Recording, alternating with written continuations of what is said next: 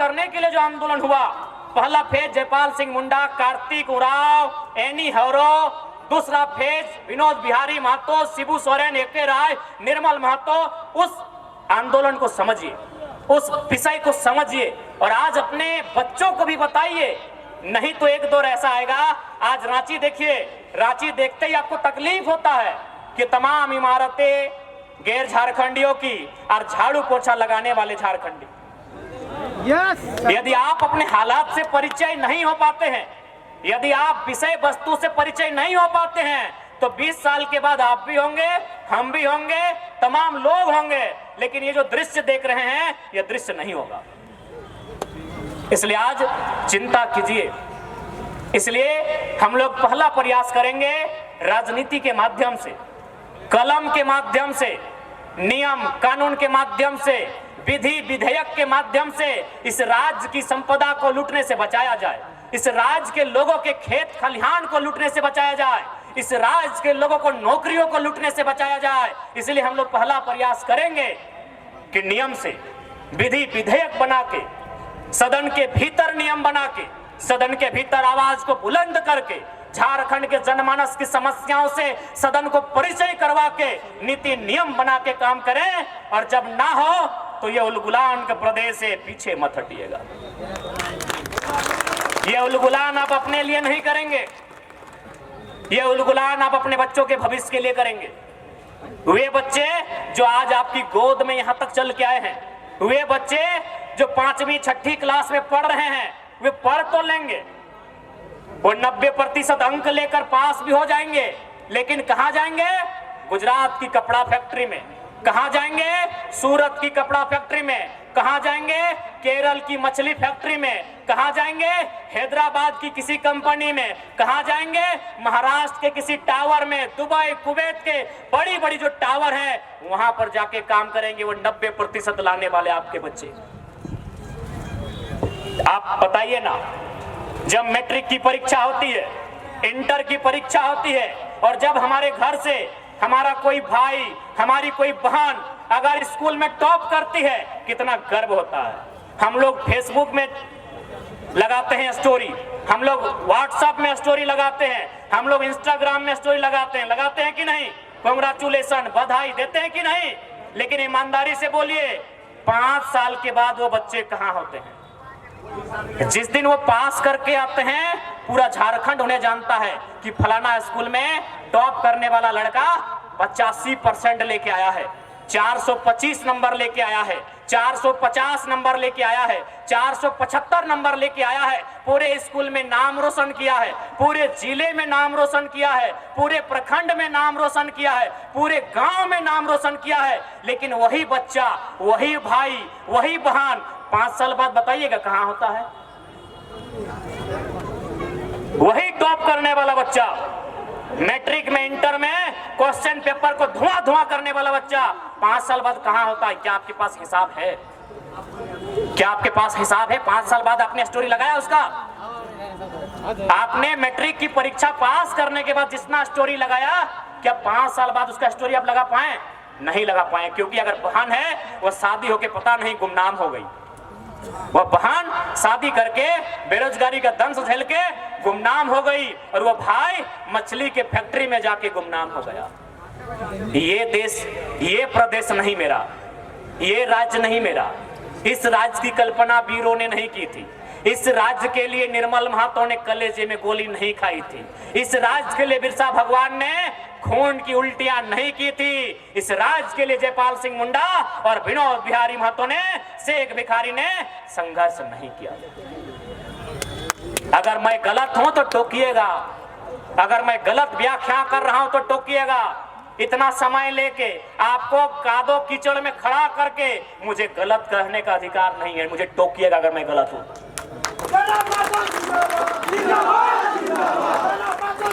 आज इसलिए हम लोग पहले ही कह रहे हैं, सरकार में अगर हम लोग आते हैं तो सबसे पहले जमीन की हिफाजत करेंगे। क्योंकि मैं एक किसान का बेटा हूं, चासा घर का बेटा हूं, मेरा मानना है सबसे सर्वोपरि जमीन होता है, जमीन से ऊपर कुछ नहीं होता है। इसीलिए हम लोग सबसे पहले जमीन की हिफाजत करेंगे। दूसरा बात, युवा, युवाओं के लिए एक बेहतर सिलेबस हम लोग तैयार करेंगे। हम लोग सिलेबस भी सरकार तय करेगी और परीक्षा की तारीख भी कैलेंडर में सरकार सेट करेगी। आज देखिए सिलेबस को लेके हमारे भाई लोग आंदोलन कर रहे हैं।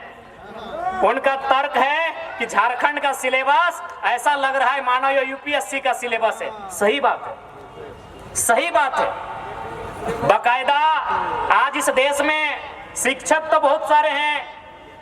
यूट्यूब के माध्यम से आप जानते हैं, खान सर को जानते हैं, ओझा सर को जानते हैं, विकास दिव्यकीर्ति को जानते हैं। विकास दिव्यकीर्ति ने एक स्टेटमेंट दिया था कि झारखंड के सिलेबस को देखने के बाद ऐसा लगता है कि ये झारखंड सरकार का नहीं भारत सरकार का सिलेबस है।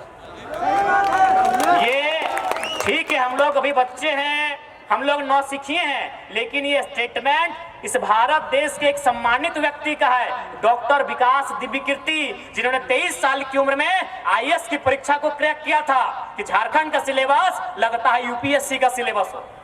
क्यों क्यों सवाल उठता है, क्यों? ना झारखंड ही है जो चारागाह है, जहां की सीटों को, जहां की नौकरियों को धड़ल्ले से बेचा जा सकता है। बंगाल में आप नौकरियों को नहीं बेच सकते हैं क्योंकि वहां बंगला भाषा अनिवार्य है। उड़ीसा में आप नौकरियों को नहीं बेच सकते हैं, वहां उड़िया भाषा अनिवार्य है। ये झारखंड है भैया, ये बाबा जी का ढाबा है, लुटते रहिए लुटते रहिए लुटते रहिए। ये झारखंड बाबा जी का ढाबा है।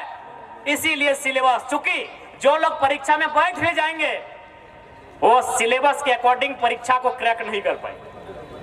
क्यों? झारखंड के बच्चे तैयारी कैसे करते हैं? वो खेती बाड़ी भी करते हैं, माता पिता के कामों में हाथ भी बटाते हैं, परिवार का बोझ भी उठाते हैं और परीक्षा की तैयारी करते हैं। चलिए बीएड करने वाली गांव की बेटी की जानकारी लीजिए आप, क्योंकि बीएड करने के बाद वो शिक्षक बनती है, शिक्षिका बनती है। बीएड करने वाली किसी बहन जो गांव से करती है उसकी जानकारी लीजिए। वह सुबह उठ रही है, सास ससुर की सेवा करती है, अगर छोटा बच्चा है तो उसको नहाना धुलाना सारा काम करती है, पति को ऑफिस के लिए भेजती है, अगर कहीं काम करने के लिए ज्यादा टिफिन भर के देती है, उसके बाद वो बीएड कॉलेज जाती है। गांव की 90% बीएड करने वाली लड़कियों की कहानी है। वो जिस हाल में तैयारी करती है उस हाल में पटना में जो बैठ के बहन तैयारी कर रही है मुकाबला नहीं होगा। इलाहाबाद में जो सिलेबस की तैयारी कर रही है हमारी झारखंड की बेटी मुकाबला नहीं कर पाएगी। विषय को समझिए। इसीलिए सिलेबस को जानबूझ के मोटा किया जाता है ताकि हमारे साथ आराम से धोखाधड़ी हो सके, हमारे साथ छल हो सके। और सिलेबस तय कौन करते हैं? एक सवाल आता है। झारखंड में कोई भी मिनिस्टर हमें लगता है एगो दूगो होंगे, जैसे doctor Lambodar Mahato PhD holder हैं, doctor Rameshwar Oraon PhD holder हैं, और 2-3 को पढ़े लिखे हैं जो मास्टर्स की उपाधि लिए हैं या फिर अच्छा पढ़ाई लिखाई किए हैं। लेकिन जो कैबिनेट में बैठे हैं, जो मंत्रिमंडल को संभाल रहे हैं, आप उनके क्वालिफिकेशन को गौर कीजिएगा। 50% जो मंत्री हैं वो नॉन मैट्रिक है, यानी सिलेबस वो तय करेंगे नहीं, सिलेबस तय करेंगे आईएएस। बताइए कितने रांची के आईएएस हैं, कितने धनबाद के आईएएस हैं, कितने गुमला के आईएएस है? आईएएस तो हैं गैर झारखंड के। वो क्या करेंगे? ना एक रास्ता छोड़ के जाएंगे जिस रास्ते में लोग चोरी छिपे आ सके। आप सचिवालय चले जाइए, एक गैर झारखंडी ने कहा था, कोई कैलाश यादव जी करके हैं, सही कहा था कि सचिवालय 80% गैर झारखंडियों के कब्जे में है। कहां से आपके लिए बात होगी? इसलिए आज आप इस बात की आपको चिंता कीजिए। बहुत सारे लोग कहते हैं बाहर भीतर की बात करते हैं। देखिए हमारी लड़ाई बाहरी भीतरी की नहीं है, हमारी लड़ाई गैर झारखंडियों द्वारा जो जबरन कब्जा हो रहा है उसके खिलाफ की लड़ाई। हमारी लड़ाई बाहरी भीतरी की नहीं, जो बाहर के लोग कब्जा कर रहे हैं उस कब्जे के खिलाफ हमारी लड़ाई। मैं बार बार मैंने कहा है, खुला कहा है, स्पष्ट कहा है कि जो लोग गैर झारखंड से हैं, चाहे पश्चिम बंगाल से हो, उत्तर प्रदेश, बिहार, मध्य प्रदेश, छत्तीसगढ़, उड़ीसा, कहीं से हो, मैंने उनको स्पष्ट कहा है, क्या यदि कोई, जैसे सेंट्रल यूनिवर्सिटी ने 510 एकड़ जमीन हमारा लिया, कांके के पागल खाने में जमीन हमारा गया, कैंसर हॉस्पिटल में जमीन हमारा गया, रीन पास में जमीन हमारा गया। इसी प्रकार यदि यूपी, बिहार और एमपी वालों का जमीन कोई कंपनी ले और उन्हें लात मार के भगा दे और तमिलनाडु वालों को, कर्नाटक वालों को अगर नौकरी में लेकर आए तो बिहार, यूपी, एमपी वालों बताइए आपको तकलीफ होगा कि नहीं होगा? एक लाइन में उत्तर दीजिए। होगा होगा होगा। नहीं, आज जो खासकर देखते हैं यूपी बिहार के भाई लोग हमसे नाराज हो जाते हैं, तो हम आपसे पूछना चाहते हैं कि यदि आपकी बाप की जमीन कोई, क्योंकि आप लोग एकड़ नहीं ये बोलते हैं ना, बीघा, 12 बीघा में पुदीना बा, तो बताइए कोई आपकी 10 बीघा, 50 बीघा, 100 बीघा, 500 बीघा जमीन कोई कंपनी लेती है, उसका मुआवजा भी नहीं देगी, उसके बदले नौकरी भी नहीं देगी, बताइए आपको कैसा लगे? मैं ये संदेश विशेषकर यूपी बिहार के लोग हमेशा देखते हैं, 2-4 को हमसे मुंह फुला के रहते हैं। मैं उनको कहूंगा, साफ कहूंगा, मीडिया के माध्यम से कहूंगा कि यदि आपकी बपोती जमीन, जैसे हमारी जमीन आज लूट ली जा रही है, ऋण पास के नाम में, उद्योग के नाम में, यूनिवर्सिटी के नाम में, कंपनी फैक्ट्री के नाम में, यदि आपके बाप की जमीन 10 बीघा, 12 बीघा लूट ली जाती और बदले में आपको नौकरी भी नहीं, आपको पैसा भी नहीं और बाहर के लोगों को लाके नौकरी देती, बताइए आप क्या बोलना चाहते हैं? आप दिल में हाथ रखिए और बोलिए कि हमको स्वीकार है, हम लोग भी स्वीकार करेंगे। अरे ये तो गनीमत है, ये झारखंड में है, ये यूपी बिहार में होता तो हमको लगता है 100% वही लोग रखते। तो देखिए मेरे भाइयों, जो यूपी से हैं, बिहार से हैं, बंगाल से हैं, विषय को समझिए। हमारी लड़ाई किनसे है, किस विचारधारा से है, सिस्टमेटिक कहाँ हमारी लड़ाई है, समझिए। बाकी अगर आप बात करते हैं तो ईमानदारी से बोलिए, आप जिस जमीन पे रहते हैं, जहाँ घर बनाए हैं, वह जमीन हमारी। आपके बच्चे जिस स्कूल में पढ़ते हैं वह जमीन हमारी। आप जहाँ नौकरी करते हैं वह जमीन हमारी। आपका जहाँ दुकान है वह जमीन हमारी। कब आपसे हमारी लड़ाई है भाई? हमारी लड़ाई उस सिस्टम से है जो हमारे साथ गलत व्यवहार कर रहा है। विषय को समझिए। क्या आप लोग बताइए गलत है? नहीं बताइए। जो लोग हमसे मुंह फुला लेते हैं कि नहीं ये लड़का बारी बिक्री करता है, तो उनसे पूछिए कि आपका बाबूजी का जमीन कोई ले लेगा, गांव का गांव ले लेगा। आज एचईसी में कितना गांव गया होगा बताइए तो? क्या एचईसी हमने आपको रियल एस्टेट को बेचने के लिए नहीं दिया था, हमने हाईकोर्ट बनाने के लिए भी नहीं दिया था, साफ बात है। हमने सिर्फ दिया था आपको, एचईसी का मतलब क्या होता है? Happy engineering corporation. यानी हमने जिस काम के लिए दिया था वो काम कीजिए, बाकी जो काम करना है, बहुत सारा जमीन पड़ा है, सरकार जमीन खरीदिए, मुआवजा दीजिए और कीजिए। क्यों दिया था एचईसी बताइए? 1-2 नहीं, हमको लगता है 1 दर्जन गांव विस्थापित हुए होंगे। धुरवा डैम, गेतलसूट का डैम, पतरातू का डैम, कांके का डैम, अरे एक डैम बनने में 10 गो गांव मेरा विस्थापित हुआ है। पर आज अगर हम अपना अधिकार मांग रहे हैं तो ये बाहरी भीतरी कहां से आ गया भाई? नहीं बताइए। पटना में कितना लोग हम लोग का जबरन जमीन कब्जा करके घर बनाया है? कलकत्ता में कितना लोग गोली मार के जमीन लिया है? भुवनेश्वर में कितना लोग मारपीट के जमीन लिया है? रांची में 4000 मर्डर हुआ है जमीन विवाद में। आप कहते हैं बाहरी भीतरी की लड़ाई है? रांची में 4000 लोगों का मर्डर हुआ है जमीन विवाद में। मरने वाले झारखंडी, मारने वाले गैर झारखंडी। एगो सीआर की कुछ कोर्ट भी बना था, रघुवर दास के टाइम में स्पेशल उन मामलों को देखने के लिए कोर्ट बना था। 4000 मर्डर हुआ है, पता नहीं वो संख्या कहां बढ़ेगा। नहीं बताइए। जो लोग बाहरी भीतरी की बात करते हैं हमको उत्तर दीजिए ना भाई, कि पटना में हमने कई इंच जमीन कब्जा किया है, कलकत्ता में हमने कई इंच जमीन कब्जा किया है। आप गोली मार के जमीन ले रहे हैं बाहर के माफिया। हमारी लड़ाई उस सिस्टम से है, उन माफियाओं से है, उन दबंगों से है, उन उचक्कों से है और चोर डीसी छवि रंजन जैसे लोगों से है। जो ईमानदार है उनको नमस्कार है, चाहे वो चपरासी या हौलदार है। जो ईमानदार है उनको मेरा नमस्कार है, चाहे वो चपरासी या हौलदार है, लेकिन वो डीसी ही रहे और चोर डीसी छवि रंजन रहे तो हम बोलेंगे, कड़क के बोलेंगे, गरज के बोलेंगे। आपको तकलीफ होता है हमारी भाषा से तो हो। अरे भाई, हमने किसी सभ्य व्यक्ति से झगड़ा किया है क्या, या फिर हमने किसी सभ्य लोगों से तू तड़ाक बात किया है क्या? अब जो लूटेंगे भैया, जो जिस भाषा को समझेंगे उसी भाषा में ना बात करेंगे। हम लोग श्रीमान भी जानते हैं, मान्यवर भी समझते हैं, महाशय महोदय मानगर भी समझते हैं, श्रद्धेय परम श्रद्धेय सब समझते हैं। ये आप पे डिपेंड करता है कि आप हमारे किस मूड से परिचित होना चाहते हैं।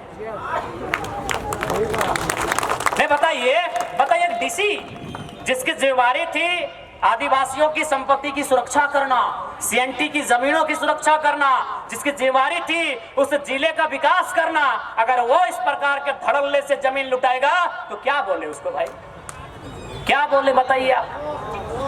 चोर ना बोले तो क्या बोले बताइए आप ही बताइए, कोई बढ़िया शब्द है तो बोलिए। बताइए हम कहाँ उम्मीद करें? इसलिए आज हम लोग स्पष्ट कहना चाहेंगे कि हमारी लड़ाई एक ऐसी सिस्टम के खिलाफ है जो झारखंड को लगातार लूट रही है। हमारी नौकरियों को लूट रहे हैं, हमारी जमीनों को लूट रहे हैं, हमारे नदी नालों को भी लूट रहे हैं। उस सिस्टम के खिलाफ हमारी लड़ाई। आज अब देखिए, पारा टीचर के लोग धरना पर बैठे हैं। बताइए, पारा टीचर झारखंड की शिक्षा के रीढ़, आज झारखंड में शिक्षा की रीढ़ कौन है? पारा टीचर। क्योंकि हर एक सरकारी स्कूल का चक्कर काटिए, शिक्षकों की भारी कमी है। अगर मोर्चा किसी ने संभाला है तो पारा टीचर ने संभाला है। आज इस राज्य में प्रोफेसर की बात कीजिए, गैर झारखंडी 95% गैर झारखंडी, सैलरी 1.5 लाख, 2.5 लाख, 3 लाख। पीजीटी शिक्षक की बात कीजिए, ओपन कोटा में 90% गैर झारखंडी। प्राइमरी टीचर की बात कीजिए, ओपन कोटा में 90% गैर झारखंडी।